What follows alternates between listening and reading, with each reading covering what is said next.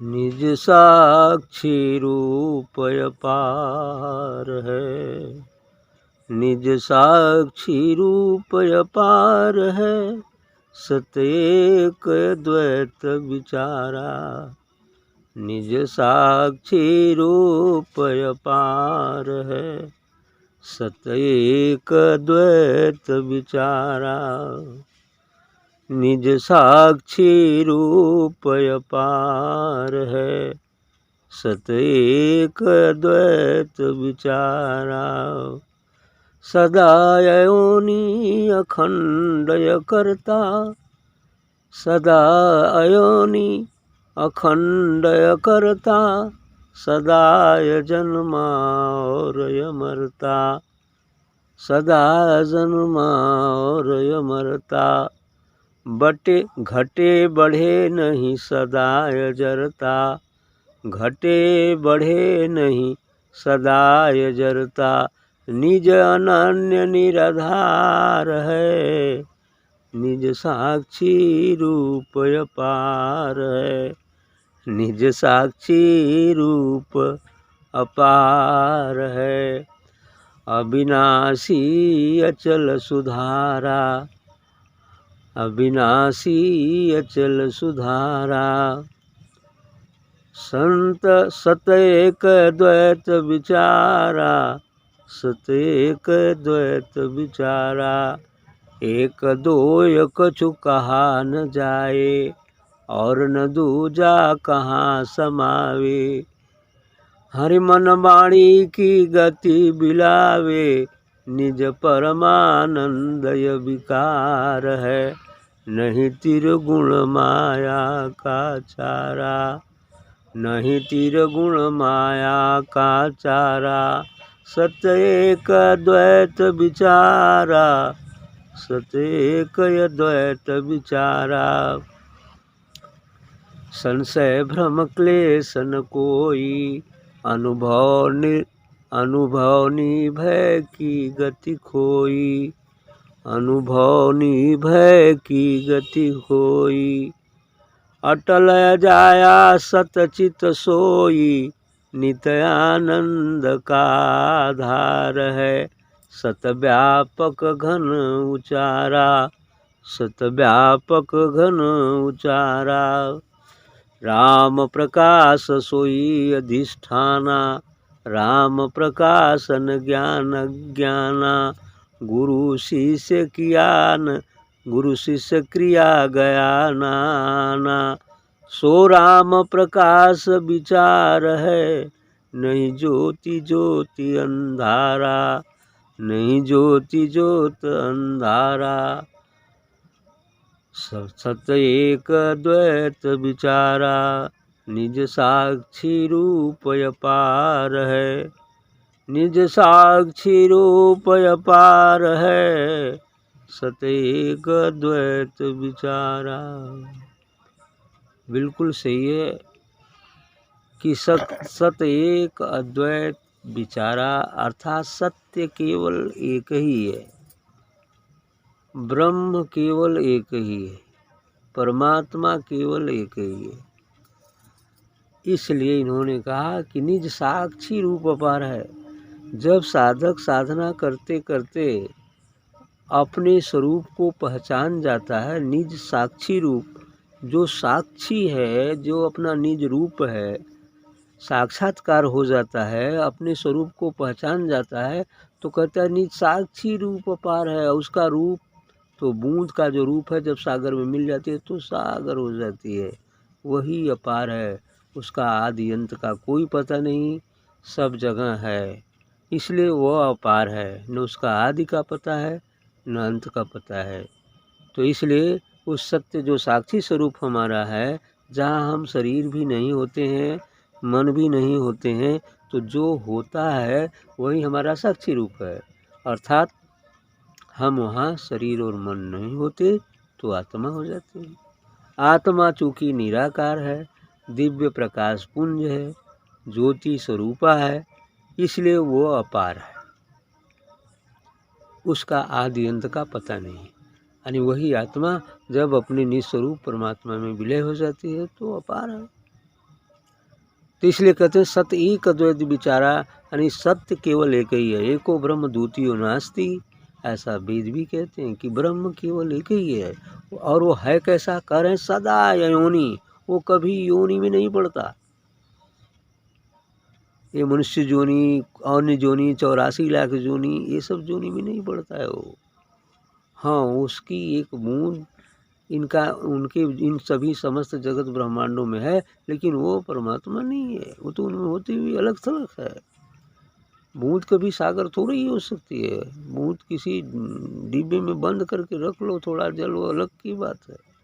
लेकिन बूंद सागर तो भाई वो भी विशाल है, हालांकि उसका अंत है, लेकिन इस महासागर का कहीं अंत नहीं, सीमा निर्धारण है। ठीक है, तो सदा योनि अखंड अकर्ता, वो अखंड है, उसका कभी खंड नहीं किया जा सकता।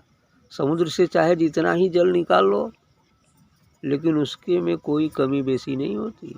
परमात्मा से मन चाहे जितनी आत्माएं पैदा हो जाएं, जीवात्माएं पैदा हो जाएं, उसमें उसका कोई फर्क नहीं पड़ता।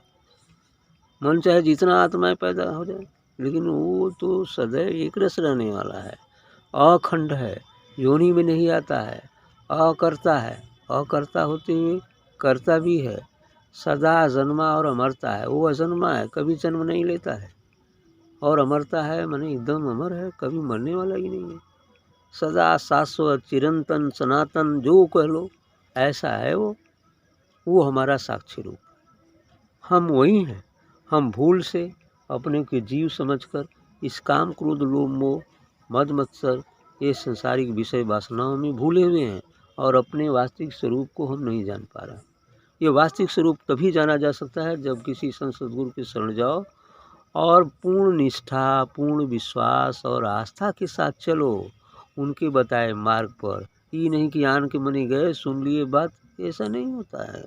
जब पूर्ण आस्था विश्वास के साथ चलोगे और उनके बताए मार्ग पर, तो समय लगेगा उस अनंत को जानने की। इतना आसान होता तो बहुत सारे लोग नहीं फट से जान जाते।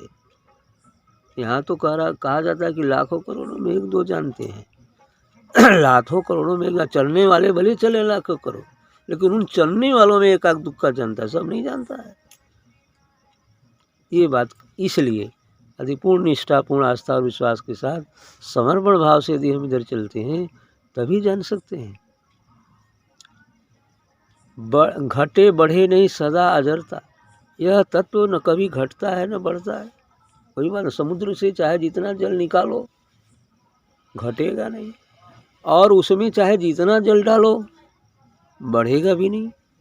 इसलिए कि सम उद्र का मतलब होता है सम उदर हो जिसका, अर्थात जिसका तल जिसका उदर सदैव बराबर रहता है, उसे हम समुद्र कहते हैं। अर्थात ये परमात्मा से मन चाहे जितने अंड ब्रह्मांड निकल जाए, जीवों की तो बात छोड़ दो, एक एक ब्रह्मांड में पता नहीं कितने जीव, लेकिन अनेकानेक ब्रह्मांड भी निकल जाए तो भी वो कम होने वाला नहीं। सभी ब्रह्मांडों में उसका बूंद रूप सब में अस्तित्व में है, तो भी वो कम नहीं, उसका एक अलग अस्तित्व भी है। इसलिए कहते हैं कि घटे बढ़े नहीं सदा अजरता, वो सदा अजर है। अजर जो कभी जरता नहीं, नष्ट नहीं होता, अजर अमर अविनाशी है। निज अनन्य निराधार, और निज अनन्य निराधार, वह स्वयं अन्य कोई नहीं, वह स्वयं सबका आधार है, उसका कोई आधार नहीं। वह परमात्मा, वह दिव्य सत्ता जो एक रस सर्वत्र व्याप्त है दिव्य प्रकाश के रूप में, उसका कोई आधार नहीं है, लेकिन वह सबका आधार है। वह स्वयंभू है, वह स्वयं सबका जन्मदाता है, इसलिए उसको अनन्य कहते हैं, और कोई दूसरे नहीं। अविनाशी अचल सुधारा, वो अविनाशी है, उसका कभी नाश नहीं होता, अचल है, कहीं जाता नहीं, वो तो हर जगह है। अब जाएगा कहाँ? समुद्र उठ के कहाँ जाएगा? वो तो हर जगह है। ये आकाश उठ के कहाँ जाएगा? ये तो हर जगह है। यहाँ भी है, वहाँ भी है, वहाँ भी है, दिल्ली में भी है, कलकत्ता में भी है, अमेरिका में भी है ना, रूस में भी, इंग्लैंड में भी आकाश है। उठ के जा रहा है क्या? ये नहीं जा रहा। उसी प्रकार से वो परमात्मा सदैव है, बस वो कहीं आता जाता नहीं।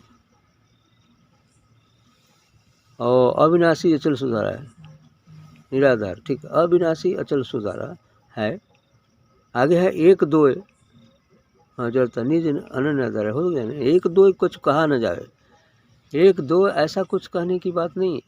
और न दूजा कहाँ समाए, बस वो एक है। अब इसमें दूजा कहाँ समाएगा, कोई दूसरा जाकर नहीं समाता। यदि जो समाता है तो वही हो जाता है। अब जो उसमें समाएगा तो वही हो जाएगा। बूंद यदि सागर में समा जाए तो बूंद थोड़े रहेगी, सागर हो जाएगी, मन वही हो जाएगा। इसलिए मन वाणी की गति बिला, यहाँ मन और वाणी की पहुँच नहीं है, बुद्धि की भी पहुँच नहीं है। जहाँ बुद्धि समाप्त हो जाए तो समझ लो वहाँ अब हम करीब में हैं, किनारे में हैं, समुद्र में जंप लगाने के लिए, या समुद्र अब बिल्कुल नज़दीक है ताकि हमें अपने में आत्म से मिला ले। ठीक, ये चीज़ें हैं। तो कह रहे हैं और न दूजा कहाँ समाए, वहाँ दूजा नहीं समा सकता, जो समाता है वही हो जाता है, दूजा वहाँ रह ही नहीं जाएगा। और क्या है, मन वाणी की गति बिलाए, वहाँ मन वाणी नहीं जाता। बड़े बड़े विद्वान PhD और क्या क्या करने के बाद भी अर्थ नहीं समझ पाएंगे। संतों की भाषा बड़ी अजीब होती है, टेढ़ी होती है ना। उसका अर्थ लगा पाना सबके समझ का बाहर का। हाँ, जो उस ऊंचाई पर बैठ कर यदि उसका अर्थ लगाएगा तो लग जाए। अब वो तलहटी में से ऊंचाई पर का नज़ारा का अर्थ लगाए तो इम्पॉसिबल। इसलिए कहते हैं कि मन वाणी की गति बिलाए, वहाँ मन वाणी शांत हो जाता है। क्योंकि वेद मंत्र में लिखा है यतो वाचो निवर्तन्ते अप्राप्य मनसा स न तत् चक्षुर गच्छति न वाग गच्छति न मनः। यतो वाचो निवर्तन्ते, जहाँ से वाणी लौट कर चली जाती है, अप्राप्य मनसा स, मन के साथ जिसे न पाकर, न तत्र चक्षुर गच्छति, न वहाँ आँख जाती है, न वागच्छति, न वाणी जाती है, न मनः, न मन ही जाता है। तो कौन जाता है, आत्मा जाती है ना। आत्मा ही परमात्मा का साक्षात्कार करती, ठीक, आत्मा ही जाती है, आत्मा ही परमात्मा का साक्षात्कार करती। और आत्मा शरीर नहीं है, मन भी नहीं है। आत्मा तो दिव्य तेज है, दिव्य ऊर्जा है, एक प्रकाश पुंज है, जहाँ मन और शरीर दोनों मिट चुके हैं। शून्य के बाद की अवस्था है, जहाँ एक विचार भी नहीं है, एक भी कोई इच्छा भी नहीं रह जाती। सज्ञेय नित्य सन्यासी न द्वेष्टि न कांक्षति। सज्ञेय नित्य सन्यासी, उसको तुम सन्यासी जानो। सज्ञेय नित्य सन्यासी न द्वेष्टि न कांक्षति, न वो किसी से द्वेष करता है न कोई इच्छा करता है, वो सन्यासी। तो ये चीजें हैं, यहाँ पर पहुँचकर वो मिलेगा। हाँ, निज परमानंद अविकार है। देखो यार, जो हमारा स्वरूप परमानंद स्वरूप है, जो सच्चिदानंद स्वरूप है, वह अविकार है, वहाँ कोई विकार नहीं है। काम क्रोध लोभ मोह मद मत्सर ईर्ष्या द्वेष, ये सब तमाम संसार की विषय वासनाएं रूपी विकार वहाँ नहीं है। वो तो परम शुद्ध परम चैतन्य है, दिव्य ऊर्जा है, दिव्य प्रकाश है। एक सूरज के कौन कहा, अरबों खरबों सूर्य और चंद्रमा मिलकर जितना प्रकाश कर सकते हैं, उससे भी कहीं बहुत ज़्यादा है। ऐसा शास्त्रों में कहा गया है, वेदों में भी कहा गया और है भी। आगे कह रहे हैं कि नहीं त्रिगुण माया का चारा। यहाँ त्रिगुण तीनों गुण, सतोगुण रजोगुण तमोगुण, और या अर्थात ब्रह्मा विष्णु महेश, और साथ ही माया, माया जो विष्णु की कृति, इस संसार को फंसाने के लिए बनाया गया है, संसार के जीवों को फंसाने के लिए बनाया गया है। तो इस तरह से यहाँ भी उसका कोई स्वरूप नहीं, क्योंकि ये त्रिगुणातीत की अवस्था है। ये त्रिगुणमयी जो संसार है, तो ये तीनों गुण संसार की रचना, उनका पालन पोषण और उनका समय आने पर समापन के लिए तीनों गुण बनाए गए। तो ये तो संसार के हैं, जबकि ये अवस्था त्रिगुणातीत की अवस्था है, तीनों गुणों से परे की अवस्था है। उस अवस्था में जाने पर हमें अपने निस्वरूप का बोध। तो त्रिगुण माया का चारा, आगे कह रहे हैं कि संशय भ्रम क्लेश न कोई, वहाँ न किसी प्रकार का संशय है, न कोई भ्रम शेष रह जाता है, न कोई कष्ट होता है। अनुभव निभव की गति कोई, वहाँ अनुभव का भी समाप्त हो गया और विभव भी समाप्त हो गया, कुछ भी नहीं, विशेष अनुभव भी नहीं, सब समाप्त। अब तो बस खाली देखो, मौज लो, मस्ती लो, और कोई करना है, बस यही चीज़ होता है। ऐसा ही इसीलिए तो अपना मस्त रहते हैं समाधि में, है ना। हाँ, यहाँ जाने के बाद यदि हमारा आश्रम गृहस्थ का है, चूँकि ये 4 आश्रम है, 4 आश्रम है। पहला आश्रम है ब्रह्मचर्य। ब्रह्मचर्य का मतलब होता है कि इस कलयुग में मान लो 25 वर्ष की अवस्था को ब्रह्मचर्य मानते हैं। इसमें ये चारों, इसमें जीव के लिए उनका कर्तव्य है कि ज़्यादा से ज़्यादा जहाँ तो कोई जो है शिक्षा प्राप्त करें, गुण प्राप्त करें, बल प्राप्त करें, मतलब हर चीज़ की कलाएँ प्राप्त करें। ये इसके लिए नियत किया गया है कि ये ब्रह्मचर्य आश्रम है। इसमें जो भी उनका सामर्थ्य है उसके अनुसार शिक्षा ग्रहण। 25 से 50 वर्ष तक का जो उम्र होता है वो गृहस्थ आश्रम का है। अब उसमें ये नियम है कि अपना गृहस्थी में प्रवेश करें। गृहस्थी में प्रवेश करना भी उचित होता है, क्योंकि गृहस्थी में प्रवेश अर्थात खिलौने से खेलने में से जीव उब जाता है तो व्यक्ति खिलौने छोड़ता है। और जो कभी खिलौना खेला ही नहीं हो तो खिलौना देखने पर दौड़ेगा, अरे हमों की मिल जाए तो खेल ली। इससे वो कभी भी आगे बढ़ नहीं सकता है, क्योंकि उसका मन फिर खिलौने की तरफ आकर्षित हो जाता है। इस वजह से गृहस्थी में प्रवेश कर खिलौने को भी खेलना चाहिए, है ना, ताकि उसका अनुभव पक्का हो। फिर खिलौना पास में भी रहेगा तो कोई दिक्कत नहीं है, वो खेलेगा भी नहीं तो चल जाएगा, है ना, क्योंकि जान चुका है कि खिलौना है और कोई बात नहीं है। तो 50 वर्ष से हो गया, तब उसके बाद तो मन जो है ये इसको हम कहते हैं गृहस्थ आश्रम। अब इसके बाद आगे आता है बैराग। अब धीरे धीरे खेलते खेलते जब जो हो जाता है, 50 की अवस्था होगी तो बैराग होना चाहिए। अर्थात जब कोई लड़का काम करने योग्य हो गया तो उसको अपना सत्ता सौंप देना चाहिए कि भैया अब तुम देखो, चलाओ, करो, अब तो हमसे मतलब नहीं है। ऐसा बैराग हो जाता है ना। जहाँ कमी बेशी होती है तो कुछ करता भी, बताता भी है, लेकिन बैराग अवस्था में रहता है। और बैराग के बाद तो यदि वो 100 तक जाए तो 25 वर्ष को कहा गया है कि अब जो बाकी शेष 25 बचा वो सन्यास। सन्यास का मतलब घर द्वार छोड़ देना, है ना, सन्यास में चला जाता। ये पहले चलता था। आज के इस कलयुगी प्रवेश में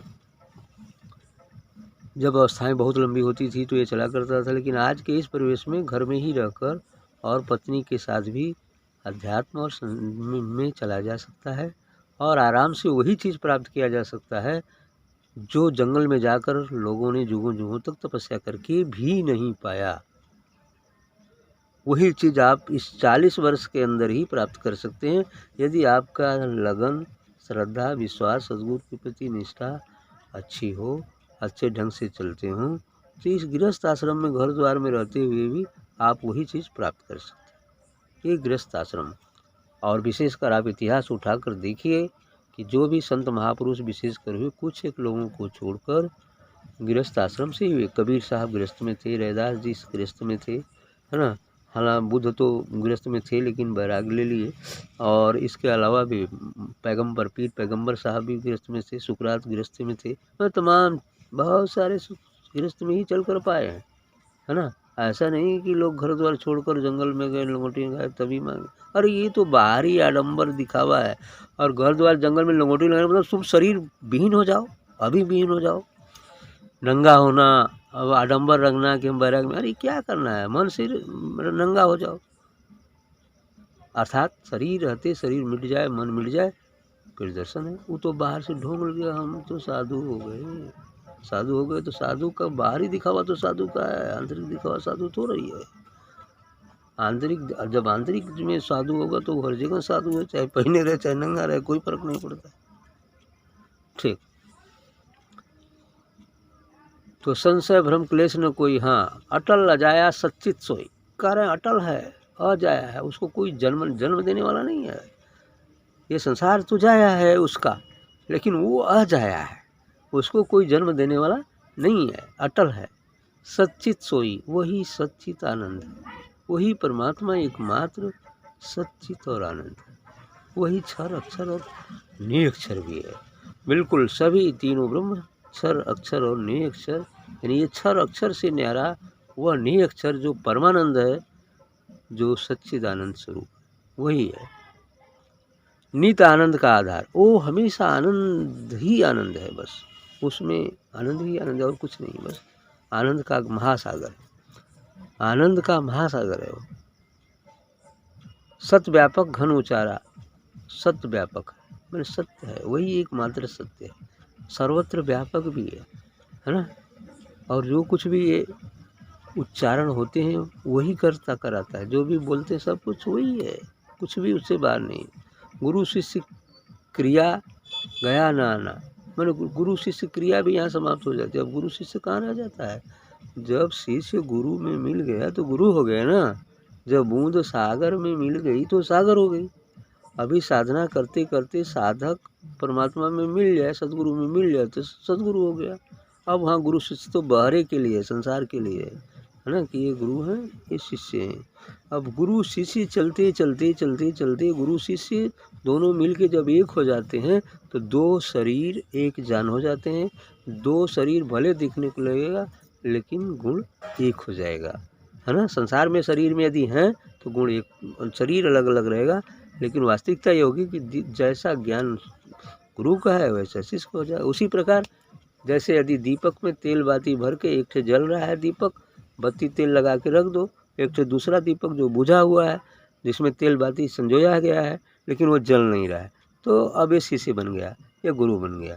अब शिष्य बनने में बड़ी परेशानी है, लेकिन ये शिष्य की स्थिति है, शिष्यत्व की स्थिति है। लेकिन ये जब टेम लगाएगा यहाँ तो क्या हो जाएगा, दोनों दीपक होगा।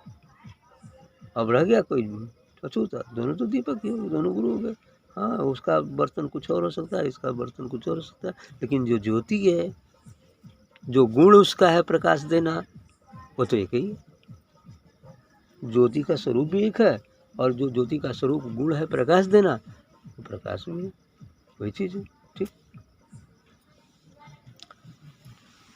सद्व्यापक हाँ ये हो गया। तो राम प्रकाश सोई अधिष्ठाना का वही एकमात्र हमारा स्थान है, अधिष्ठान है, हमारा गंतव्य स्थल वही है, वही एकमात्र परमात्मा ही हमारा अधिष्ठान है ना। राम प्रकाश सोई अधिष्ठान, वही सबका मालिक है। वो कहते थे शायद सबका मालिक एक, तो वही एक मालिक है सबका, सबका मालिक, समस्त ब्रह्मांडों का मालिक एकमात्र है,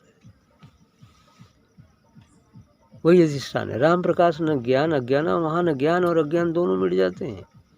ये ज्ञान और ज्ञान संसार में चलता है, एक आदमी ज्ञानी है एक दूसरा अज्ञानी है, तो ये बातें हैं। 99% ज्ञान भी अज्ञानी की स्थिति में है, जब 100 हो जाएगा तो ज्ञानी हो गया।